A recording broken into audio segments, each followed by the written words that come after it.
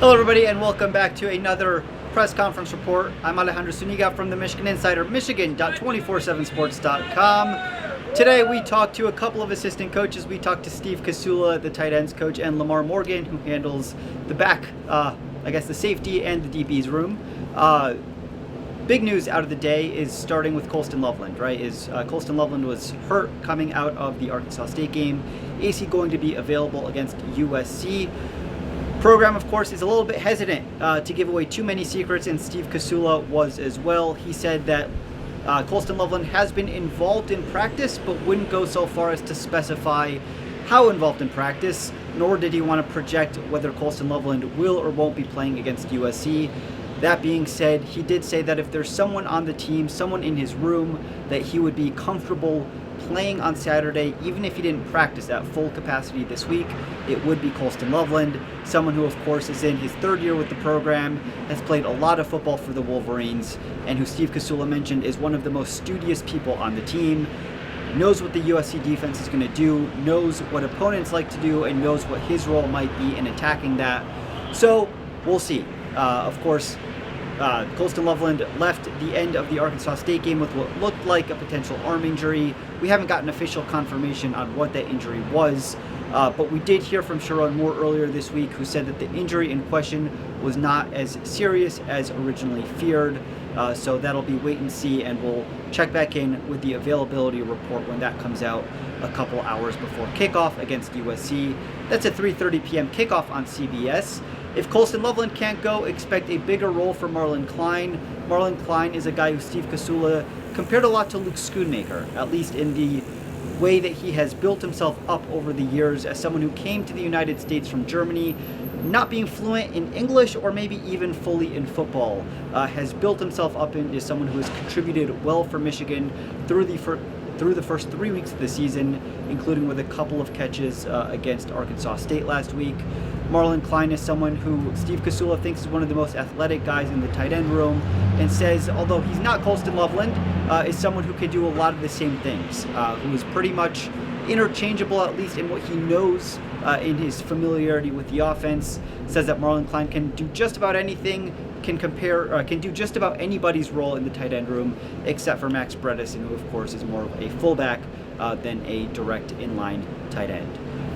As for the rest of the tight end room, Steve Kasula had very nice things to say about Hogan Hansen, who had his first catch and his first touchdown come on the same play against Arkansas State last week. Said that it seemed like the first week of fall camp, he really clicked as a tight end, really came on the scene. Sherrone Moore said earlier this week that anytime Hogan Hansen gets in, whether that's with the twos or with the ones, he seems to make plays. Expect him to have a role throughout the rest of the season, both as a guy who can catch, but also as an inline tight end who is particularly physical as a run blocker in the run game. Another player of note whose name was brought up in the tight end room, maybe store this for the future, is Brady Prieskorn, who we haven't seen this year. Steve Kasula is very, very high on him in the future. He's a guy who played more of a wide receiver role in high school, so there's a steeper learning curve for him at tight end, but he's someone who the program has high hopes for down the road. Turning our attention now to the defensive side of the ball with Lamar Morgan, who's the secondary coach, so he does the cornerbacks and safeties.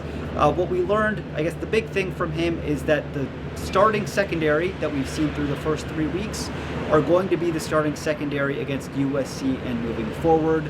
Certainly there was a lot of rotation in the secondary, particularly against Arkansas State, as Michigan had the opportunity to put in its second, its third, and its fourth string in a game that was pretty well decided in the second half.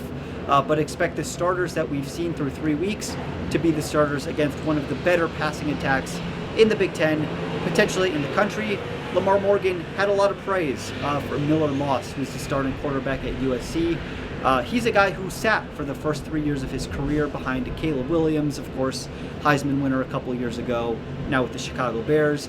Lamar Morgan says that despite that, he thinks that Miller Moss is one of the better quarterbacks in the country. Said that under their coaching staff, under their Lincoln Riley offensive air raid type of scheme, they spread the ball very well across the field. So it's not just focusing on one guy, not just focusing on Zachariah Branch, right? If they do Miller Moss, the USC offense, will spread the ball around quite well, similar to what Texas was able to do against Michigan a couple weeks ago. What that means for Michigan is that this week they are emphasizing very strongly pre-snap communication. They say that is something that needs to be better. It needs to come from the safeties who can see the full picture of what the field looks like and make sure that is set before the snap to make sure players are in position to succeed.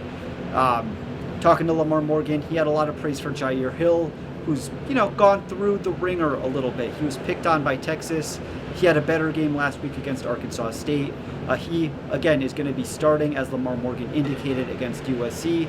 Said that he's a player, Jair Hill, with a very high ceiling. He, of course, was a 4-star prospect out of Kankakee, Illinois. Has a high ceiling and will face a learning curve throughout the year, but that they have high hopes for him, thinking that he can peak later on this year. And a guy who played a more significant role last week, Amir Hall, FCS All-American, has transferred in, said that his experience is something that really benefits him as a player. He's a guy that is very, very detailed, and expect him to play a role as well, even if he is coming off the bench. We'll, of course, have a lot more in preparing for this Big Ten opener, still weird to say, against USC this weekend. That's a 3:30 p.m. kickoff from the Big House on CBS, a sold-out crowd, a stripe out. So if you're going, make sure you know what color to wear. But stay tuned to the Michigan Insider over at michigan.247sports.com for a lot more. I'm Alejandro Zuniga for everyone over at the Michigan Insider. We'll see you at the Big House.